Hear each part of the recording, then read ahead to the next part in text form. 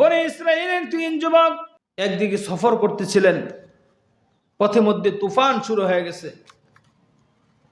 এই 3 যুবক গর্তের মধ্যে লুকাইয়া গেলেন, কিন্তু কিছুক্ষণ পরে বিশাল এক পাথর আইসা গর্তের মুখ বন্ধ হয়ে গেছে। এই গর্তের মুখ বন্ধ হয়ে গেছে, কিন্তু এই 3 যুবক বিপদের মধ্যে পড়ে গেলেন। এখন কি করব? এমন বড় পাথর পড়েছে, কিন্তু 3 জন শক্তির সাথেও যদি ডাকায় লড়াইতে পারবে না। পাহাড়ের ভিতরে অন্ধকার শুরু হয়ে গেছে, খাবারের কোনো ব্যবস্থা নাই, আলোর কোনো ব্যবস্থা নাই, অন্ধকার। 3 যুবক পরামর্শ করলো এখান থেকে কিভাবে বের হতে পারবো।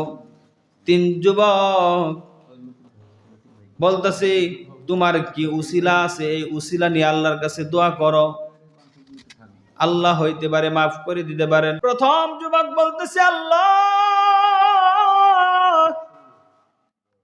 আমি রাখাল ছিলাম, আমি বকরি চড়াইতাম, কিন্তু বকরির দুধ বিক্রি কইরা সামান্য পরিমাণ দুধ আমি বাসায় নিয়ে যাইতাম, গিয়া দেখতাম আমার সন্তান না খাইয়া ঘুমায় রইছে, আমার বিবি না খাইয়া ঘুমায় রইছে, কিন্তু এই দুধটা আমার সন্তান কেউ দেই নাই, আমার বিবি কেউ দেই নাই।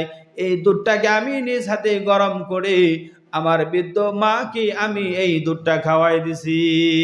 আল্লাহ, এই উসিলা যদি, এই ভালো কাজটা যদি তোমার কাছে পছন্দ হয়, আল্লাহ তাহলে এই পাথরটা সরায় দাও। আল্লাহ রাব্বুল আলামিন তার কুদরতে আল্লাহর কাছে এই দোয়া কবুল হয়ে গেছে। এই কাজটা আল্লাহর দরবারে কবুল হয়ে গেছে।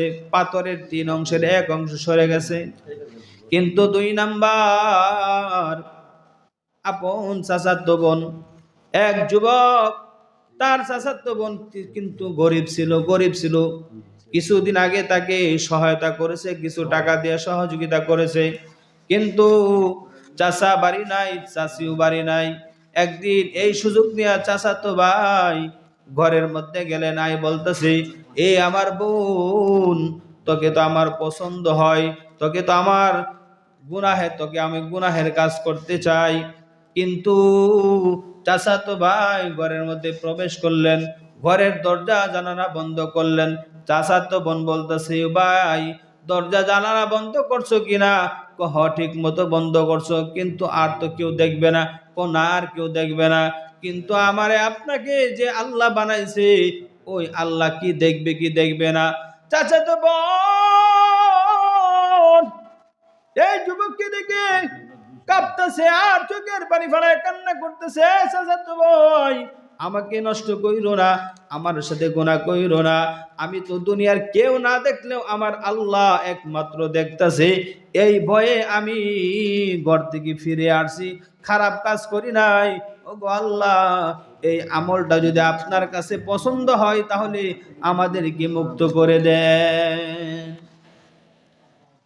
পাহাড়ের 2 অংশের 1 অংশ চলে গেছে, আর 1 অংশ আছে, কিন্তু যে অংশ আছে এই অংশ দিয়ে বের হওয়ার মতো রাস্তা নাই।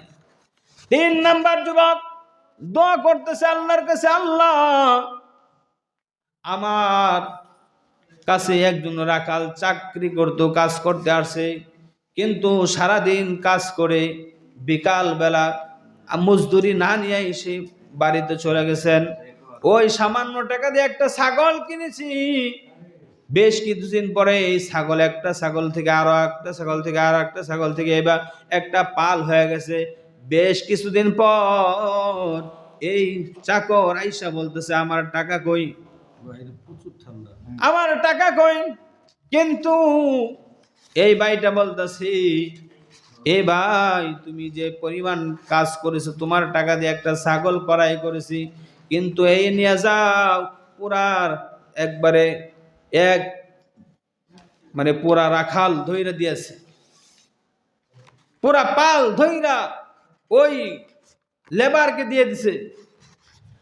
তারপরে বলতেছো, আল্লাহ, আমি ইচ্ছা করলে এখান থেকে কিছু সামান্য পরিমাণ টাকা রাখতে পারতাম, কিন্তু রাখি নাই, তার হক তাকে বুঝাই দিয়েছি। ওগো আল্লাহ, যদি এই আমলটা আপনার কাছে পছন্দ হয় তাহলে এই আমলের উসিলা করে আমাদেরকে আপনি মাফ করিয়া দিন।